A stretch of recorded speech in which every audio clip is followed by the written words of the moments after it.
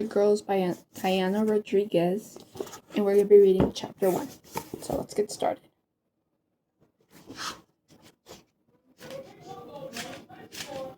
It starts with Tessa. When your life changes forever, fundamentally, tumbles off an already dark cliff into a wholly hell bottomless pit of destruction, you shouldn't be wearing a fussy bathrobe. Tessa Gomez snuggled into the plush white fabric, tightening the wrap belts as peppermint tea wafted from the mug beside her. It was October, that limbo period when it was too early in the season for her mother to turn on the heat, but too cold an apartment for them not to. Massachusetts was chillier than Philadelphia, somewhat, but that wasn't the issue. What took getting used to was the length of the cold. Here, winter starts weeks earlier than it had back home. It had been a little over a year since they'd moved to Fall River, and still Tessa had unpacked only her clothes. There was nothing tacked onto her beige bedroom walls, and no photos. And no photos were shoved into the crease of the mirror above her desk. She hadn't gone on a single date, and most of the people she hung out with were actually her brother's Vic's friends. Tessa's cell phone pinged, and her eyes flicked from the rom-com on her laptop to the photo in the group text.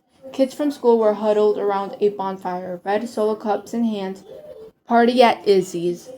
She ignored it. Her brother disapproved of the new and improved Tessa, the girl who stayed at home on Friday nights to finish articles for the school newspaper, who deleted her entire social media presence without regret, and who legitimately saw it chilling with a movie as a personal reward. It was as if every evening she spent huddled under her down comforter only increased Vic's worry as he was losing the Tessa he grew up with. Only she didn't know who that was anymore, or maybe she didn't want to remember. Vic would graduate high school this spring, Tessa next spring, and until then she had to power through. Tessa focused on the movie as she heard Tia Dolores pull the cork on the bottle of wine in the kitchen. The apartment, which sat above a laundromat painted up obnoxiously pink, had only 6 rooms, 4 bedrooms, 1 bathroom, and a combo living room kitchen. Tia Dolores and her girlfriend Frankie leased the place 3 years ago. After Frankie graduated from law school, Tia Dolores was Tessa's godmother and her mom's sister, and she insisted her door was always open, especially after a funeral. It was Tessa who had convinced her mom and her brother that they needed a change, somewhere devoid of memories painfully erupting in twisted masks every time they turned a city block. Tessa's cell phone pinged again, and she set her jaw, not even glancing at her screen. Vic, she thought, I already told you I'm not coming. She and her brother grieved differently. Vic seized onto life, falling in love within weeks of crossing their new high school's threshold.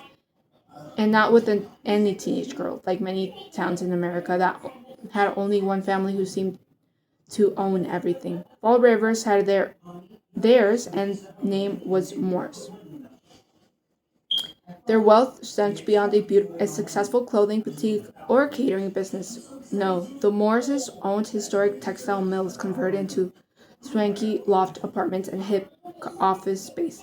In otherwise blue-collar town, their mansion took up an entire block. So it was quite the high school scandal when Mariella ditched her longtime boyfriend, drove a BMW, and played golf with her father for Tessa's brother, and which Mariella came a collection of okay acquaintances. Well, maybe one that was a little more than okay. Another ping. Oh my god, I said no, Tessa groaned. I stubbornly logged on the YA adaptation she was watching. The book was better. Another ping, then another, and another. Reluctantly, she gave her phone a sideways glance and spied a firework display of bright blue bubbles. Text. Tessa shifted her laptop, its slick surface swishing against her comforter as she reached her phone. Text. Her stomach tightened, bracing for another kick from life. Text. She closed her eyes and plucked the device with quivering fingers. She had been here before. Bad news carried weight that could sink into your gut before your brain fully knew what was happening. She filled her lungs and opened her eyes and took in the words now trembling on her smudged screen. Is this your Vic? Did he do it? Do you know where your brother is? Oh my god, poor Mariella. Seriously, an axe? These weren't messages from the usual group chat. These were texts from random classmates, dozen of them, ones she hardly even knew. People she didn't even think had her number. Then her eyes caught a few lines from Phil, her focus sharpening on information from someone she trusted. Did you see the news? There are reporters on Marilla's lawn. She's not answering. This gotta be a mistake. Call me. There was no link, no details. The news? Tessa flicked on her tiny flat screen TV. She switched to a local channel. It was midnight, not a news hour. Yet Phil had indicated the station showed a reporter in a gumball pink suit standing in front of the iron fence that edged the Morris family's home. She was holding a microphone. Sapphire and ruby lights swirled from cars in the background. An ambulance from South Coast Memorial idled in the circular driveway. Its back door swung open, ready to be loaded with whatever newsworthy emergency was about to make itself known. Someone inside that renovated 200-year-old mansion was injured, so badly it warranted a TV crew. Lots of them. Vic had picked up Mariella earlier that night. He said that they eventually got out and Tessa figured out they'd end up at a party eventually. But what if they stayed home? They could be in that house right now. Mom! Mom! Tessa screeched, her body fleeing forward. Her mother already said goodnight. She was likely nestled in bed, directly on the other side of the paper-thin wall. She could probably hear the din of the television. Maybe Tessa's breathing. Still, Tessa screamed until her throat strained. Ma, come now, it's Vic! Her pulse shattered her teeth and her spine shot ramrod straight. Her arms stretched out, pressed the volume up. Air sputtered from Tessa's lungs and her eyes caught the chiron. Axe murderers in Fall River. Murderers. Plural. No. Tessa blinked faster and faster. And as if she could mentally push the reporter back to the beginning to explain why she was stationed there. Where was Vic? He can't be hurt. There's no way. Tessa couldn't listen too. Mom tripped into the door jamb. A floor robe played on the edge, covering her baby blue nightgown. Then Tia Dolores slid in behind her, wearing a gray fuzzy slippers and a Nirvana t-shirt, a glass of white wine in hand. ¿Qué pasó? Her mother asked in her voice frantic. Tessa couldn't answer. She couldn't rip the gaze away from the screen. Instead, she pointed. Show Vic. Show us he's alive, Tessa desperately prayed. Her hands clasped out into her white knuckles threatened to burst through her skin. Then her prayer was answered. The car doors to the Moore's estate swung open and the camera pivoted. A shadowy figure emerged into the half-light of the front porch. The silhouette was easily recognizable, tall, solid, with wide shoulders and floppy black hair in the kneaded of a trim. Her mother smacked her palm to her chest and stumbled back a step. Ay, Dios mío, he's okay. Tessa's shoulders relaxed down her back, her stomach uncoiled for a moment, maybe not even that. It was just enough time for her eyes to catch on the handcuffs. Her brother was being steered off the front porch through the ornately painted Victorian columns belonging to the town's largest home and richest family, and his wrists were bound together. A police officer wrenched Vic's arms and camera flashes popped. Bright bursts that competed with the stars sparkling in the inky sky. A crescent moon hung low, right above Vic's head. And below him was a news chyron that read, Suspect axe murderer Victor Gomez, now in custody.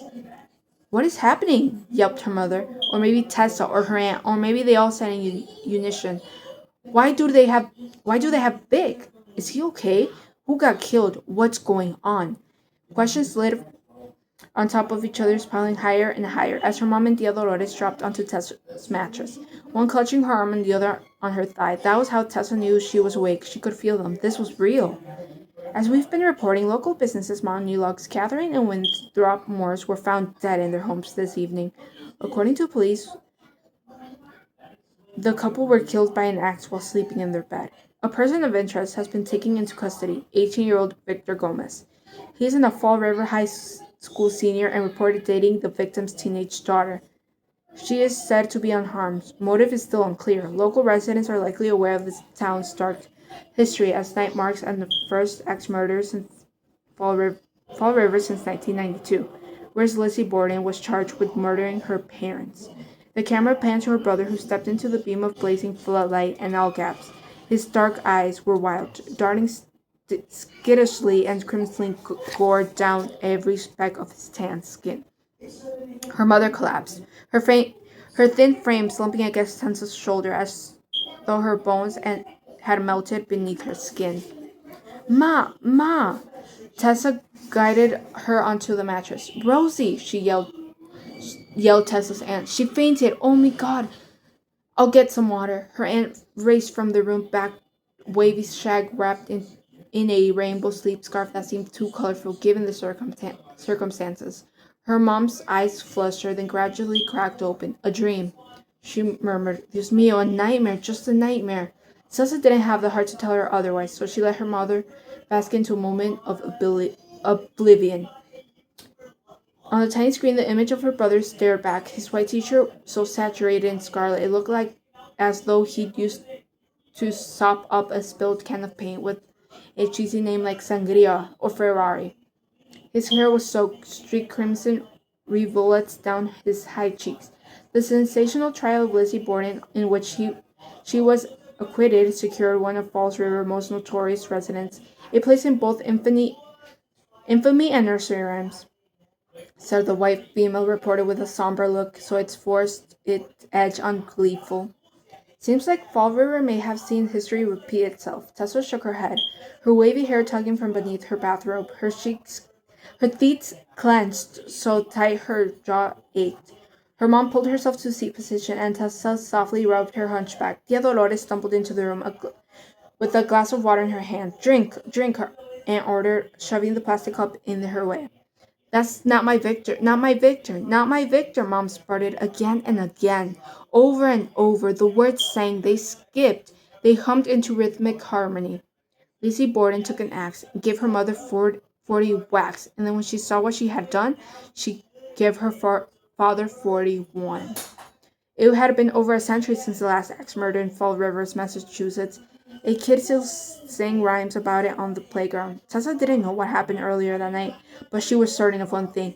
She was not going to let them sing about her brother. And that is it for chapter 1. Thank you guys for watching. Have a good day.